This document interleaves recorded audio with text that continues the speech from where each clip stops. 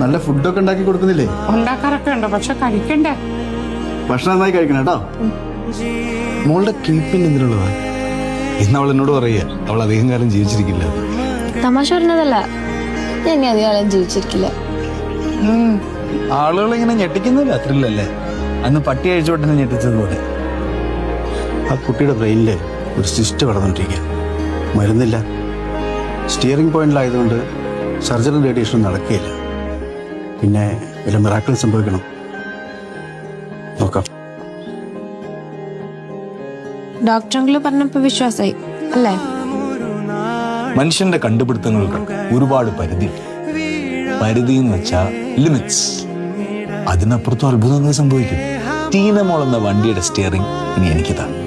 നമുക്ക് കളിച്ചും ചിരിച്ചും സന്തോഷിച്ചും ഒരു യാത്ര തുടങ്ങാം.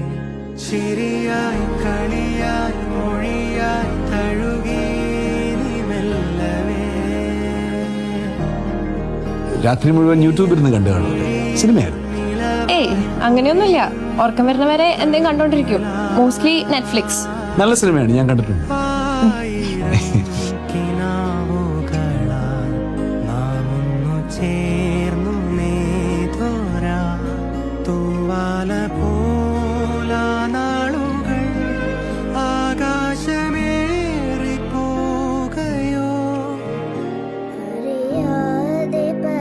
മറ്റാരും മോളുടെ കൂടെ ഇത്രയും നാളെ നിന്നിട്ടില്ല. മമ്മിയുടെ ഒറ്റയ്ക്കുള്ള ജീവിതമാണ് അവൾ ഏറ്റവും കൂടുതൽ വിഷമിപ്പിച്ചത്. അവൾക്ക് ഏറ്റവും ഇഷ്ടമുള്ള മമ്മിയെ തന്നെയായിരുന്നു.